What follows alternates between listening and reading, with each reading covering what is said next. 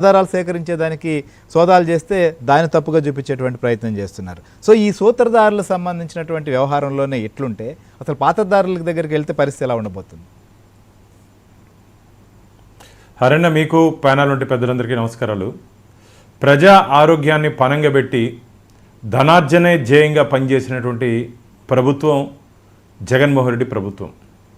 ప్రజా ఆరోగ్యాన్ని నేను ఎందుకు అంటున్నానంటే, డబ్బు కోసం కకృతిపడి నాసిరకమైనటువంటి మద్యాన్ని ప్రజలకు అందించి తద్వారా కోట్లు కొల్లగొట్టినటువంటి ప్రభుత్వం జగన్మోహన్ రెడ్డి. ఇది నేను చెప్పట్లే, సిట్ చేసినటువంటి చార్జ్ షీట్లో ఉంది ఎక్కడెక్కడ ఏ విధంగా ఏ విధంగా హెల్త్ పాయింట్ ఆఫ్ వ్యూలో ఏ విధంగా రూట్ ఏ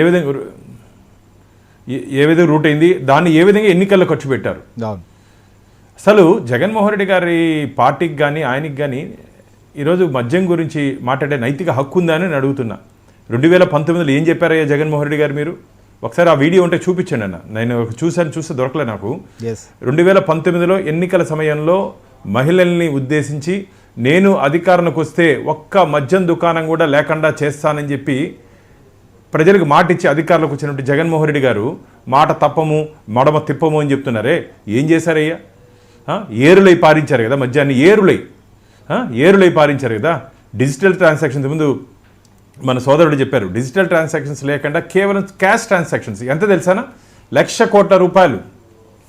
ఆంధ్రప్రదేశ్ రాష్ట్ర ప్రజలు తెలుసుకోవాల్సింది, 1,00,000 కోట్ల రూపాయలు టర్న్ ఓవర్ జరిగింది. క్యాష్ ట్రాన్సాక్షన్స్ ఎందుకు జరుగుతాయంటే, డిజిటల్ ట్రాన్సాక్షన్స్ జరిగితే అకౌంటబిలిటీ ఉండాలి. క్యాష్ ట్రాన్సాక్షన్స్ చేసి ఇప్పుడు ఒక మద్యం దుకాణం ఉంది, దాంట్లో చీప్ లిక్కర్ ఒక 1000 ఉందనుకోండి, 1000లో సెకండ్ సెర్చ్ పెడితే ఎవరికేం తెలుస్తుందన్నా? క్యాష్ ట్రాన్సాక్షన్స్ జరిగినప్పుడు దాన్ని డిలీట్ చేసి పెట్టుకుంటూ ఉంటాడు. అదే మీకు డిజిటల్ అయితే అకౌంటబిలిటీ వచ్చేయాలా. కాబట్టి ఇలాంటి పనులన్నీ చేసేదానికే క్యాష్ ట్రాన్సాక్షన్స్ జరిగిందని చెప్పి నిపుణులు చెప్తున్నారు. ఇది పూర్తిగా జగన్మోహన్ రెడ్డి గారు తాడేపల్లి ప్యాలెస్ వరకు వెళ్తుంది. ఈ ప్రకంపనలు తాడేపల్లి ప్యాలెస్ వరకు వెళ్తుంది. జగన్మోహన్ రెడ్డి గారు నీ మాదిరి సిట్ బృందం కాదు ఇది. 2019 నుంచి 2024 వరకు నువ్వు సిట్ అంటే కూర్చునే పోలీస్ అధికారులు కాదు ఇప్పుడు ఉండేది. స్ట్రిక్ట్గా ఉండే పోలీస్ అధికారులు. చట్ట పరిధిలో మళ్ళీ చెప్తున్నాం, కక్ష సాధపు ధోరణితో కాకుండా చట్ట పరిధిలో ఖచ్చితంగా ఎవరెవరు తప్పు చేశారో, ఏ స్థాయి వ్యక్తి అయినా సరే, ఏ స్థాయి మంత్రి అయినా సరే, ఆఖరికి ముఖ్యమంత్రి అయినా సరే ఎవరిని వదిలిపెట్టే ప్రసక్తే లేదు. అలాంటి ఎందుకు చెప్తున్నా అంటే మళ్ళీ చెప్తున్నా, ఇండియన్ పోలీస్ సర్వీస్ని పొలిటికల్ సర్వీస్గా మార్చుకున్నారు జగన్మోహన్ రెడ్డి గారు. సిగ్గుచేటు. పోలీస్ ట్రైనింగ్లో తమ విధి నిర్వహణలో భాగంగా ప్రజలకు రక్షణగా ఉంటాము, ప్రజల ఆస్తుల్ని కాపాడుకుంటామని చెప్పి ప్రమాణం చేసి అధికారులకు వచ్చినటువంటి కొందరు అధికారులు జగన్మోహన్ రెడ్డిని మోసిన కారణంగా ఈరోజు జైల్లో ఉన్నారు. ఎంత ప్రిస్టేజ్ అయినా పోలీస్ అంటే లైఫ్లో చాలామందికి యాంబిషన్, ఈయన్ని నమ్ముకుని వాళ్ళందరూ జైల్లో ఉన్నారు. రాబో రోజుల్లో ఇంకా చాలామంది అధికారులు, ప్రజాప్రతినిధులే, రాజకీయ నాయకులే కాకుండా చాలామంది అధికారులు ఈ లిక్కర్ కుంభకోణం, మనం ఇప్పుడు ఢిల్లీ లిక్కర్ కుంభకోణం చూసాం, తెలంగాణలో జరిగినటువంటి లిక్కర్ కుంభకోణం చూసాం. వాటి రెండింటి తలదనేది ఆంధ్రప్రదేశ్లో జరిగింది.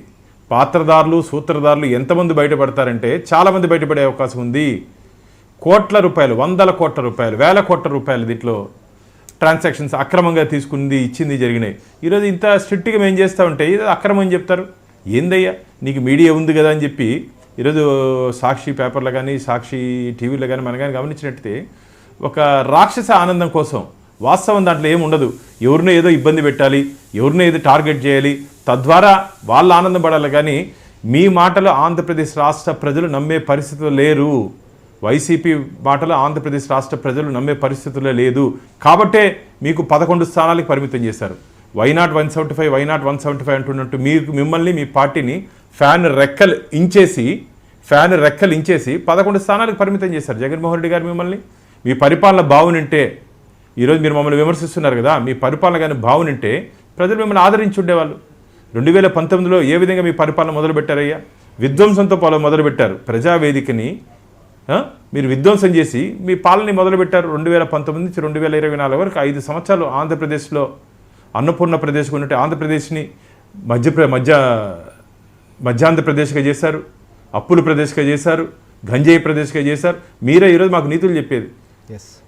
మేము ఈరోజు సమర్థమైనటువంటి పోలీస్ అధికారులని జిల్లాలో పోస్టింగ్ చేయించుకొని వాళ్ళ ద్వారా ఈరోజు తిరుపతి స్పిరిచువల్ క్యాపిటల్, ఆధ్యాత్మిక రాజధాని, గతంలో 2019 నుంచి 2024 వరకు దీన్ని ఒక గంజాయి కేంద్రంగా చేసేసారు. గంజాయి కేంద్రంగా దాని నుంచి ఇప్పుడు మా ఎన్డీఏ కూటమి వచ్చిన తర్వాత ఉక్కుపాదం మోపుతున్నాం.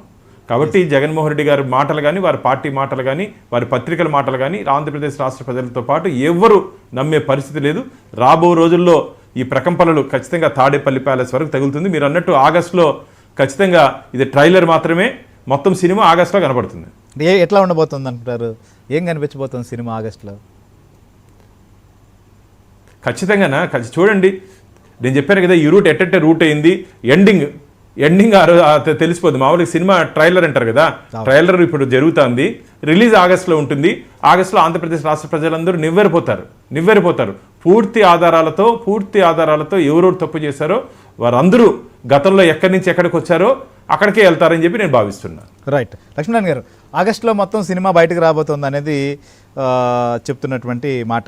సరే, భానుప్రకాష్ రెడ్డి గారు, ఇంకా చాలామంది బయటే ఉన్నారు, విదేశాల్లో